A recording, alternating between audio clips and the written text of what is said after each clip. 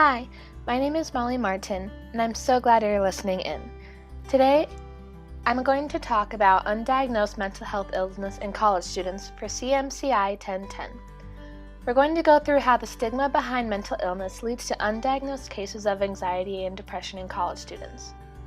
Now, a main cause of students refraining from seeking treatment during the transition from high school to college is due to the uncertainty of a new living situation.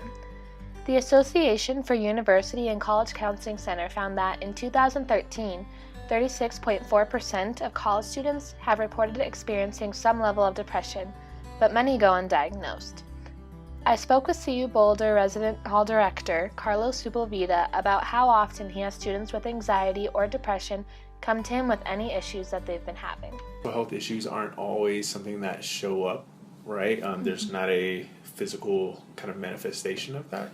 I'm sure that it's more frequent than students that I actually see, right?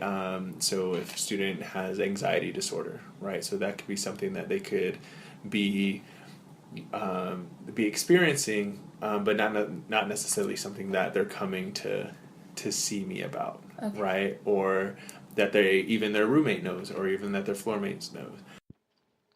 As an incoming freshman especially, it is hard to adapt to the new environment. Some cases of mental health do not appear until later in life when that person is going through a gigantic transitional process. Carlos goes on to say that college is when some underlying mental health issues actually come to the surface. It's around age, and it's around being in a stressful environment, and it's around like moving in with people that I don't know about, and it's about like, this is my first time really struggling with class, and maybe I made a D or an F, and I've never done that before, right? I've always been a very high achiever, and now this is something that I have to deal with, and I don't know how to. The entirely new world of academics and people is not something that is easy to get used to for most, and can lead to mental health issues rising to the surface for the first time. Issues that may not have been a problem before are now appearing, and many students may not know how to react or how to seek help.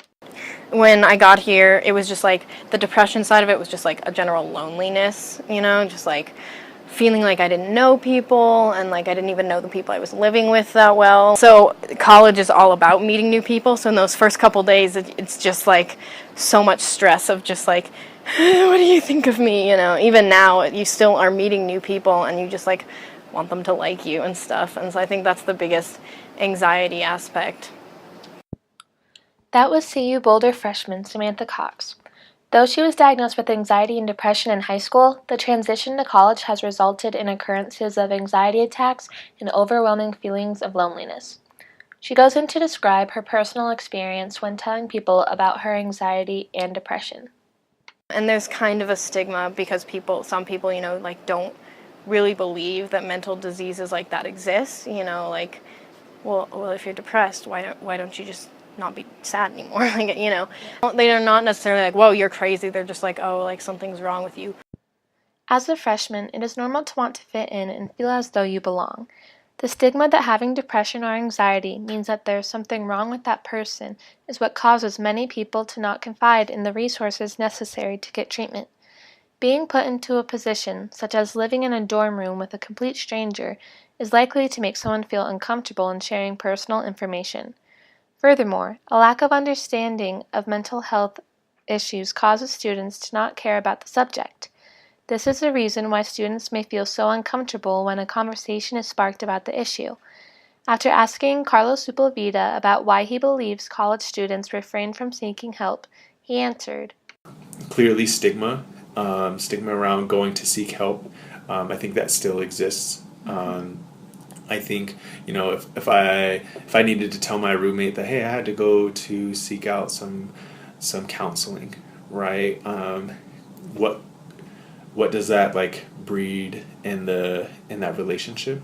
Right. I think that can cause some moments, but I think it shouldn't, right? It should be something that people are seeking out because it's benefiting. Not enough cases of mental health issues are reported by college students. There are many resources on and around college campuses for people dealing with depression or anxiety, yet the stigma and fear of misconceptions prevents students from seeking out the help they need. It is important to realize that this is an issue many college students face and to be cognizant of people's behaviors in order to make them feel content in their decision to tend to their anxiety or depression. Again, this is Molly Martin, and thank you for listening.